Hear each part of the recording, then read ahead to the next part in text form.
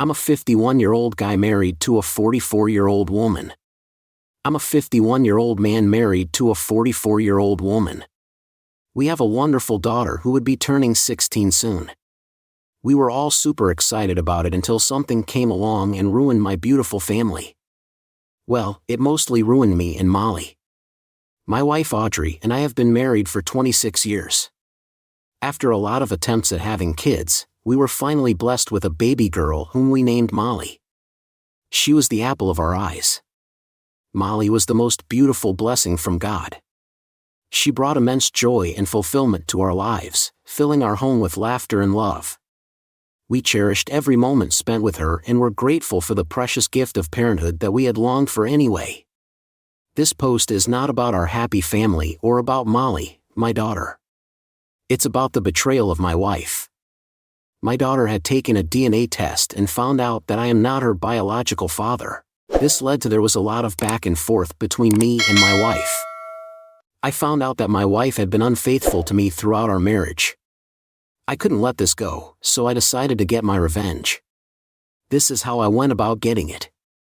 I met Audrey when I was 22 at an event for upcoming entrepreneurs. She was one of the volunteers who made sure everyone was seated before the presentation started. The presentation started and she thought I was one of the speakers, so she took me to the VIP section. I was surprised and tried to explain that I wasn't one of the presenters. She winked at me and walked away. I realized she was interested in me, so I smiled back and took a seat in the VIP area. She gave me a tissue with her number on it, and we met up after she finished work. I forgot about it because I was busy with work. When I was doing my laundry, I found the tissue with Audrey's number on it and gave her a call. I had nothing much going on, so I decided to see her. We started seeing each other often and grew physically attracted to each other. We would meet up with each other quite often, and the sex was getting better and better. At that time, she was working for a fashion magazine. She had odd working hours and met a lot of models for interviews. I never expected things between us to get serious. It was just a fling that we both enjoyed.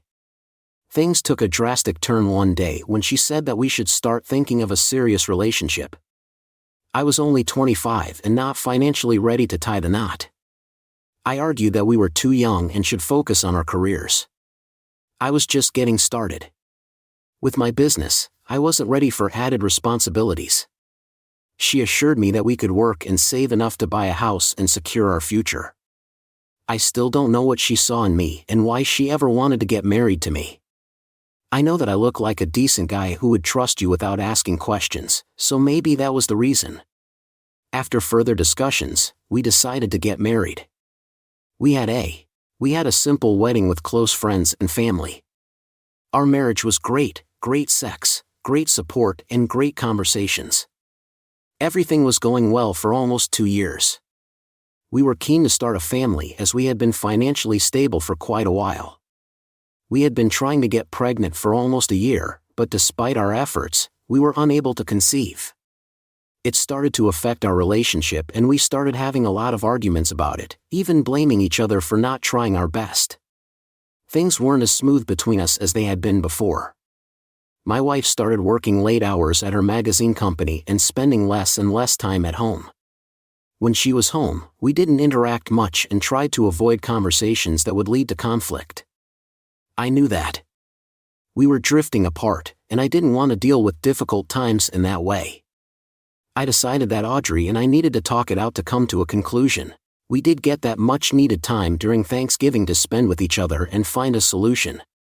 We decided that we would try and seek medical help to know the reason for not being able to have a baby after the doctor's visit. We were both filled with positivity. We decided to do everything we could to have a baby, despite my attempts to remind Audrey that she needed to slow down with her work. She ignored me and kept working overtime and on a lot of projects.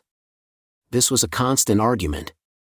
She said she would do 2 last projects and then focus on having a baby. I put myself in her shoes and I thought it would be a good idea to give her a break, so she was not only coming late but also staying back at the office more often than not. I tried to talk to her about it, but she said it was easier to stay and complete her work than travel to and from work. I wasn't a fan of it, but there was not much I could say or do, so I just let it be.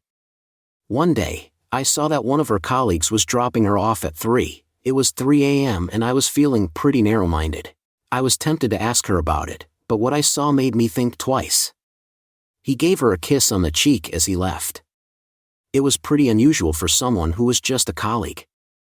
I asked Audrey about it straight away and she said it was nothing to worry about. It was just a kiss and that I was reading too much into it. I asked her if she'd be okay with being so close to another female colleague. She said she didn't mind. She knew me too well to suspect that there was something going on. This made me feel ashamed for doubting her. I thought I should do something to make up for it, so I planned a week-long trip to surprise her. I asked her to come home early because I wanted to talk to her. When I told her about the weekend away in tranquility, she wasn't very happy. I wasn't expecting that, so I was a bit confused as to why she wouldn't be pleased spending a weekend with me. We'd been spending less and less time together recently, so it would have been a great chance to catch up. I asked her straight up if there was something wrong, but she said there wasn't.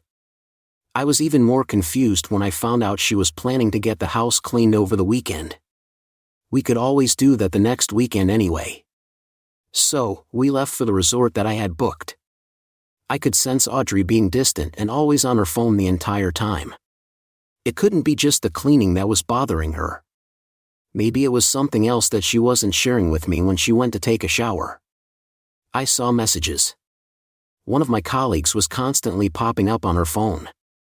I tried to ignore it, but it kept distracting me, so I thought I'd just let them know she's busy. I looked at the messages and saw one from Tiffany that caught my attention. It read, "Baby, how long do I have to stay away from you? We had plans this weekend, and you ditched me." I checked the name and saw it was Tiffany. I wasn't aware of that. Tiffany was working with Audrey when Audrey was out of the shower. I told her that Tiffany had messaged her, and she seemed a bit taken aback. I asked her why she hadn't mentioned her plans. She said that Tiffany was someone new and didn't have any friends or family to spend time with, so Audrey suggested they spend time together. I was a little skeptical at first, but I never had a reason to doubt Audrey. She's always been honest with me, and I knew she wouldn't lie to me. I suggested that she invite Tiffany for lunch or dinner so that she feels less lonely. She gave me a very subdued response and never spoke about Tiffany again. After the Tiffany episode, I noticed that Audrey had been spending more time at home and trying to initiate conversations with me. I was happy that we were slowly getting on track with our relationship and things were getting better in the bedroom. Things were getting pretty intense, just like old times. I was really happy about it. This could lead to us focusing on starting a family. Audrey had started to focus more on family time with me. We were going out more often than not and seizing every opportunity we got at lovemaking with the end goal of having a baby. I had no complaints from Audrey. Her erratic work schedules had drastically reduced. They used to be one. There were times when she'd stay late after her usual work hours to finish something, which I was okay with as it wasn't often. I didn't want to put too much pressure on her about having a baby. After trying for almost 2 years, we finally got the good news. That morning, as we do every day, my wife took a pregnancy test. We were over the moon. We felt like soon-to-be parents. We couldn't wait to meet our little bundle of joy. The excitement filled every moment of our lives, making each day more magical. We also shared books and videos on how to go about the pregnancy. I tried to be as available as possible to my wife during this time. My wife had taken a break from work when she was 6 months pregnant to avoid any complications during childbirth. The gender reveal party was we were really excited to share the news with our friends and family. Everyone was thrilled to hear that we would be welcoming a baby girl very soon. After a long labor and 2 days of anticipation, our little girl finally arrived. When I first held her in my arms, I was overwhelmed with emotion. It was a moment of immense joy and love. I felt like our lives had changed forever, and that this little bundle of joy would bring us endless happiness. We named her Molly. As Molly grew up, I noticed that she didn't have many of the same qualities or looks that I had. She looked a lot like her mother, but she didn't have the same characteristics. It bothered me a little, but I was also grateful that she gave me the joy of being her father. After Molly turned 5, Audrey resumed working for a magazine as a PR person. She was slowly getting back to her work, which she enjoyed the most, and I was very supportive to see her happy. As years went by, she became the lead PR manager, which led to her being too busy often. Molly is almost 16, and I think it would be good for her mom to be there to give her the girl talk. I've noticed that Audrey has been quite defensive about her phone lately. She's been working late and always carrying her phone around, even to the bathroom. I've been looking online to find out the signs for a cheating partner. And it was clear that Audrey was more focused on her job than on Molly's development. Molly was mostly doing things by herself, and Audrey didn't show much interest in helping with the girl stuff. This caused some friction between us. Molly wasn't as close to her mom as I'd hoped. I tried to reason with her about her mom being unavailable for her needs, but she was growing into a rebellious teen and Audrey's distant behavior wasn't helping. There had been lots of arguments between them, and my job was to defuse the situation. I tried to sit down with Audrey to talk about Molly, but she brushed me off, saying that all teenagers act this way and it's nothing to worry about. Molly was starting to think that Audrey might not be her real mother, which was why she wasn't paying much attention to her. I tried to show her Molly saw all the proof of Audrey's pregnancy and all the pictures that we had taken during that time, but she was convinced that there was no way that Audrey could be her real mother. When Molly turned 16, she secretly conducted a DNA test to check if she was our daughter. The results were shocking. They showed that her DNA had a 0.1% match with mine.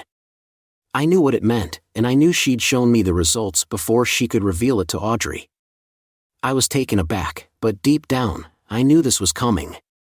I loved Audrey as my daughter, and I would always treat her as such, no matter what. The document stated that there were doubts about our relationship. I had my reservations, but I never doubted Audrey's commitment to me. After all, we did have a difficult time conceiving a baby. I don't think Audrey would have done something like this to me. I had always believed in her loyalty and commitment to our relationship.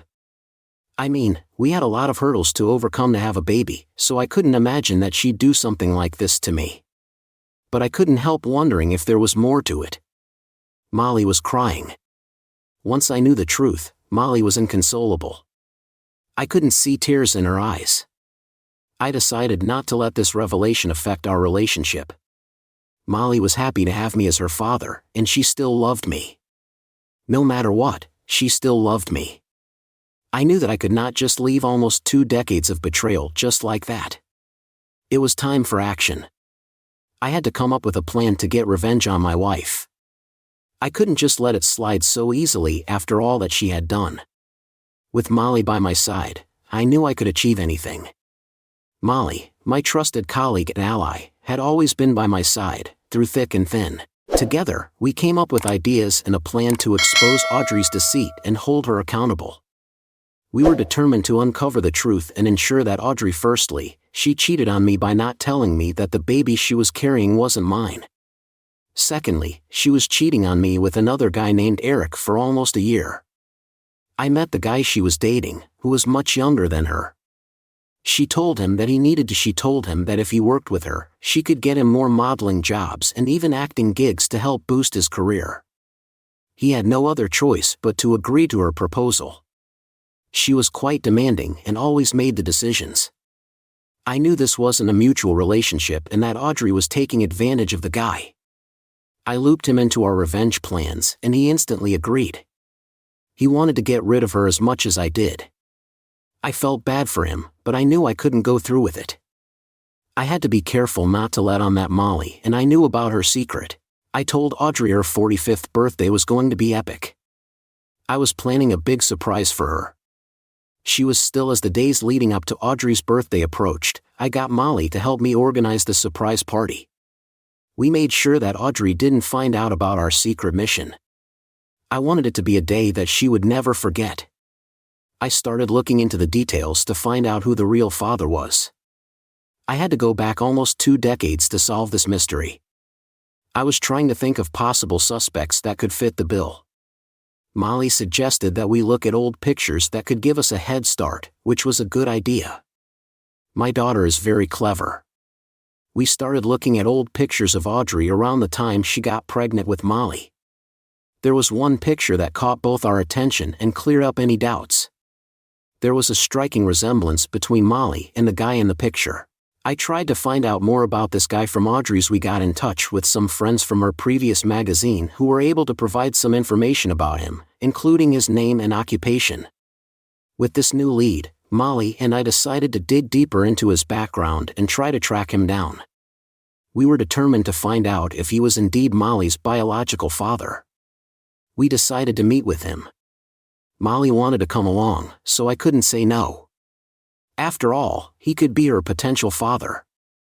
We waited for the guy at a cafe in a different suburb to make sure we didn't run into Audrey. We saw a young man in his late 30s walking towards us. We didn't even need a DNA test to confirm that he was Molly's potential father. They looked very similar, from their shared smile to the way they both walked with a slight bounce in their step. He introduced himself as Richard and I shook his hand. We sat down together. He knew straight away what I was there about. He told me if I remembered anyone called Tiffany. I had to think for a moment, then I remembered something about a new colleague that Audrey had at the time when we were trying to get pregnant. Richard told me that Audrey had saved his name as Tiffany. So that I wouldn't suspect anything going on between them, it was a very subtle move as Richard revealed this. I felt a mix of shock and betrayal wash over me. It was hard to believe that Audrey had been hiding an affair right under my nose. She knew that I could be suspicious and she had no intention of coming clean. I was really annoyed that she was being so secretive about her affair. I was even more determined to make her pay for it. He told us that Audrey had said she would deal with the pregnancy and tell her husband the baby was his. She'd asked him to keep quiet because she was going to take a break from work. Richard said he wasn't worried. He told us that after Molly was born, he tried to meet with Audrey, but she blocked him and didn't want anything to do with him. He felt guilty about doing this to me, so he left his job and relocated to a different place. At least someone had a conscience, but unfortunately, it wasn't him. I really wanted to believe that Audrey would come clean about the affair. I loved her too much and we were so excited about the baby. I just wished she would trust me enough to tell me the truth. I asked him if he could. I asked him to help us plan something for Audrey. I told him he could share anything he had from the time he was going out with Audrey to help us confront her.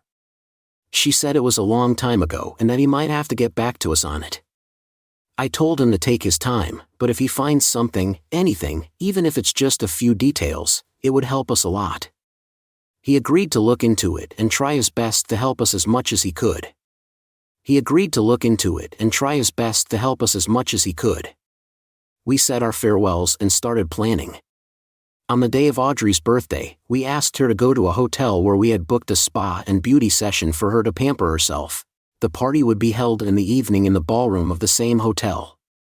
She could take her time in getting herself ready as everything had already been organized for her, from clothes to makeup to jewelry. She had no makeup or jewelry, but she was excited and left us to continue our preparations. She had no idea what she was going to be hit with, and I loved every bit of it. I had invited each and every person, even someone who barely knew her. I wanted no one on her side when all this was over. It was evening, and guests started pouring in. Finally, the star of the evening, Audrey, had arrived. Everyone clapped as she walked through the crowd.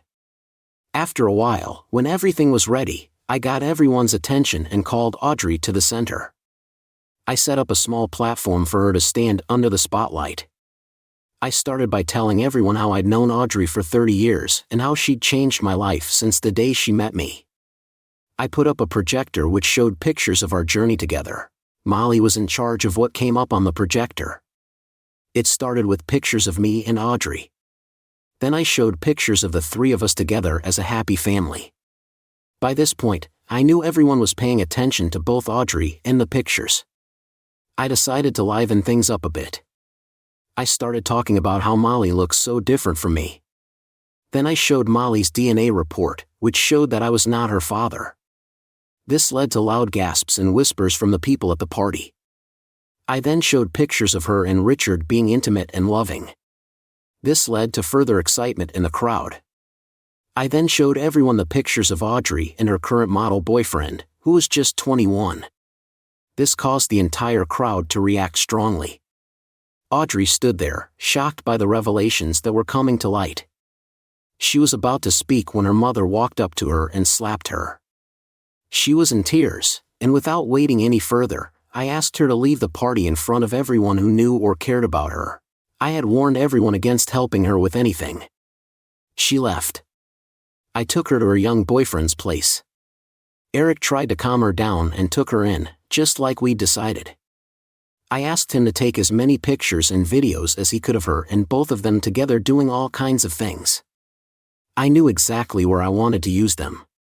She had an important meeting coming up in her office.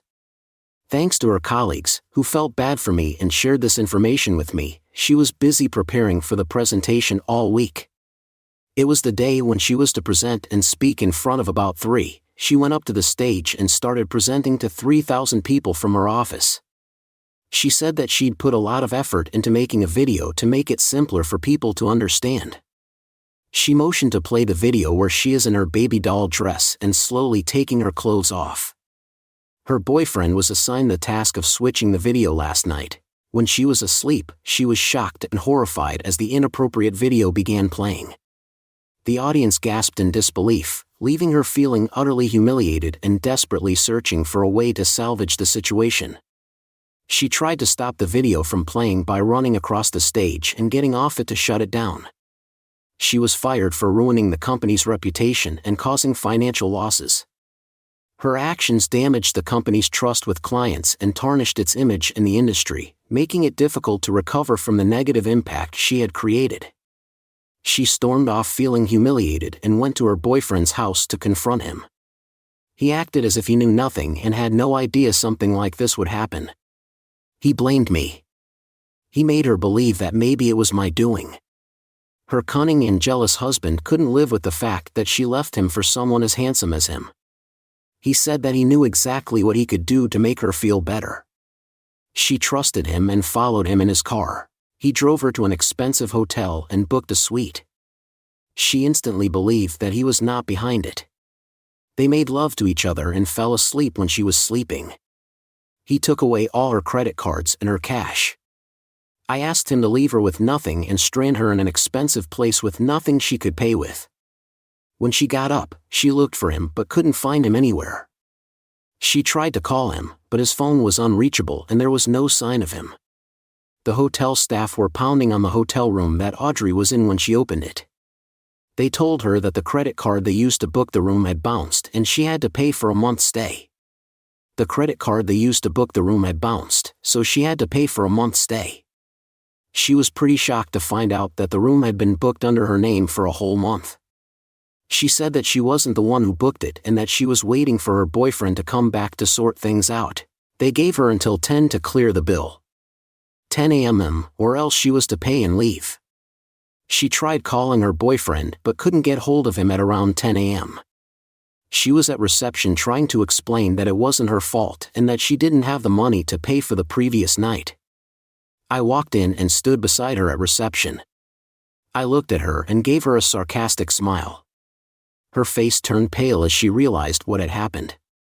She realized that her boyfriend had been in cahoots with me the whole time and that she was now left with no husband, no daughter, no boyfriend, no job, and no friends. She begged me that it was a mistake and that she did not love her boyfriend and was just using him for sex. She was blinded by lust and wanted to get back with me. She was carried away by lust and wanted to get back with me. She was so in love with me that she couldn't live without me. Molly said that she was ashamed that Audrey was her mother and wanted to have nothing to do with her. I told her that she had fooled us enough and that she could leave us alone. I told her to get ready for the divorce trial in court. I had all the evidence to prove her infidelity and would be presenting it in court. What I did not tell her was that I am also trying to get the media involved so that they cover each and every detail of I would make her famous for cheating in this court case. She'd have to live with the consequences of her wrongdoings. We had a joint bank account for our finances. I noticed that our shared fund was declining rapidly. I blocked Audrey out of all the assets that we owned. I blocked her from using all the joint cards and accounts.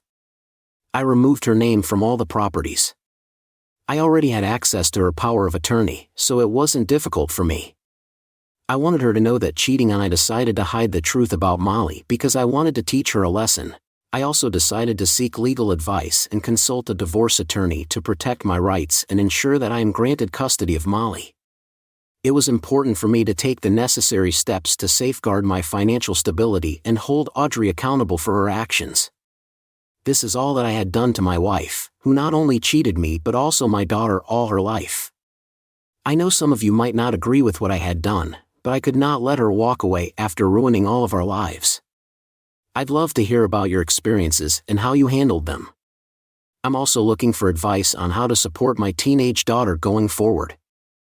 I want to be there for her as much as possible and not let her feel that I would ever abandon her like her mother. I'll keep you updated on the divorce trial and how things turn out. I'll make sure it gets messy and humiliating for her. Thanks for being with me so far. Update: I've managed to get in touch with a few reporters. As the divorce trial went on, my lawyer showed evidence of Audrey's infidelity, not just during Molly's birth but over the past year. Richard and Eric took the stand and said they'd been involved with Audrey in a romantic relationship. Their testimonies were important in showing Audrey's pattern of infidelity and strengthening our case against her.